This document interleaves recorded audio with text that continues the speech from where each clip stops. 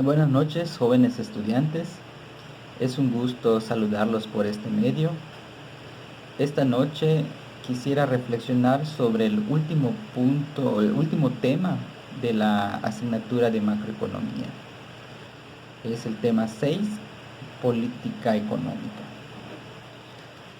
El concepto de política económica, según el libro de Federico Herschel, que tengo en mis manos, nos señala que es la intervención deliberada del gobierno en la economía para alcanzar sus objetivos. Ese es el significado preciso de política económica. En la asignatura de ustedes se abordará únicamente la política fiscal y la política monetaria. Sin embargo, el gobierno aplica diversas políticas. Está la política crediticia, la política cambiaria, la política industrial, la política social, que actualmente le da mucho impulso al gobierno de México. Sin embargo, en economía, las dos políticas más analizadas, más estudiadas, es la política fiscal y la política monetaria. La política fiscal es realizada por la Secretaría de Hacienda y Crédito Público. Actualmente el titular es Arturo Herrera. Recuerden su nombramiento, que causó un poco de polémica y a la vez tenía el rostro de mucha preocupación al momento de asumir el cargo. Espero que lo recuerden.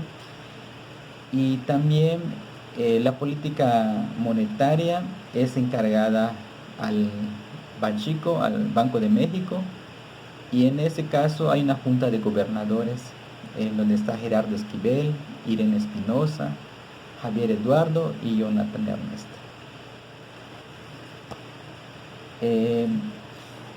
En la rúbrica les tengo puesto como actividad realizar un cuadro comparativo de los efectos de las políticas fiscal y monetaria.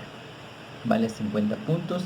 El otro 50 puntos es la presentación de resultados estadísticos más sobresalientes y su interpretación del trabajo integrador que realizamos junto con estadística.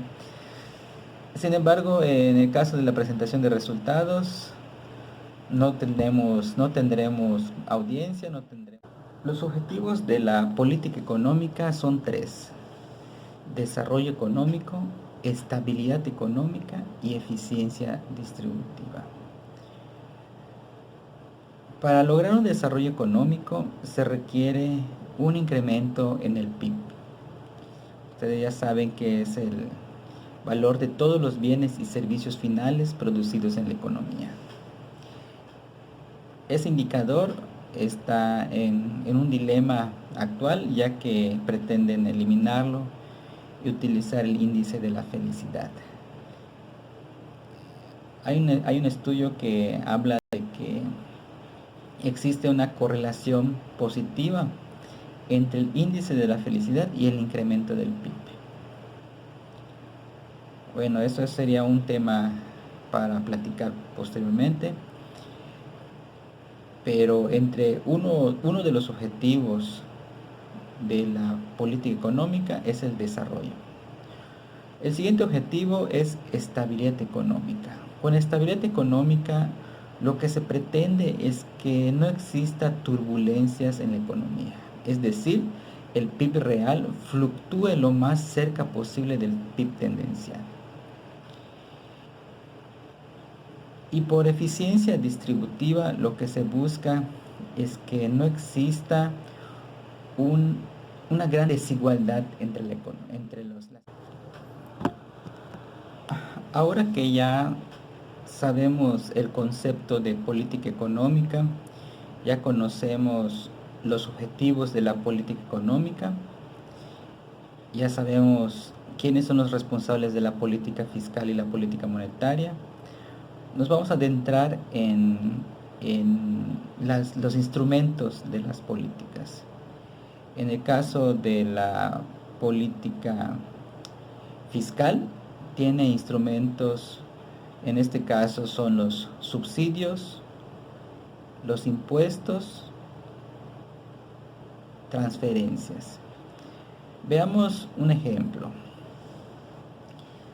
Si el gobierno aumenta impuestos, eso provoca que disminuya la inversión y disminuya el consumo de las familias.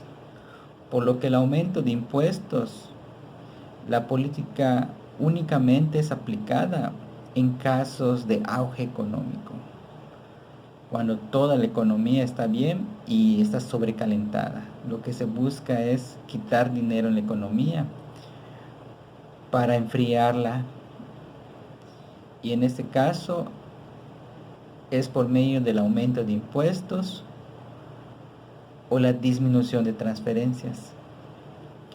En el caso actual, nuestro país atraviesa por una crisis y por lo tanto lo recomendable sería una disminución de impuestos, porque la disminución de impuestos lo que provoca es que las empresas inviertan más y las familias consuman más, y de esa manera se reactiva la economía.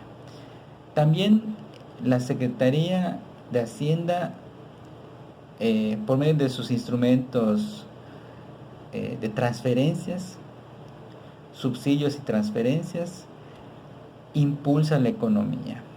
Actualmente está enfocada en las transferencias monetarias a las familias, pero no tanto hacia el sector de la empresarial. El caso de la política monetaria es algo diferente. Ahí tiene que ver con la cantidad de dinero y las tasas de interés. Si el gobierno, por medio del Banco Central, aumenta la cantidad de dinero, se conoce como largo monetario. En este caso, se produce cuando hay crisis económica. Como actualmente sabemos, el gobierno debería implementar un largo monetario, que es la inyección de recursos para que la economía se expanda nuevamente. El gobierno actual lo quiere hacer por medio del impulso de los sectores estratégicos que él considera, que no todos consideran lo mismo. Sin embargo, el impulso sería al Tren Maya, a la, eh, a la extracción petrolera y a las transferencias. Él opina que a ese gasto público, ese aumento del gasto público va a permear en la economía. También otro instrumento que tiene la política monetaria es el aumento o la disminución de las tasas de interés. Si disminuye las tasas de interés, provoca que aumente el consumo de las familias y aumente la inversión de las empresas. Por lo tanto, ante crisis económica, el Banco de México busca disminuir las tasas de interés, que es lo que ustedes observaron en el capítulo anterior. La tasa de interés de referencia son los CETES a 28 días, que es el referente para los intereses de los bancos interbancarios. Quisiera finalizar este curso felicitándolos por su empeño y entusiasmo que observé al inicio del curso y al finalizar con la entrega de las tareas. Desafortunadamente no pude verlos de manera física, pero siempre para mí va a ser un gusto estar con ustedes y platicar sobre estos temas importantes para la economía de nuestro país. Estamos en contacto y espero verlos nuevamente. Gracias.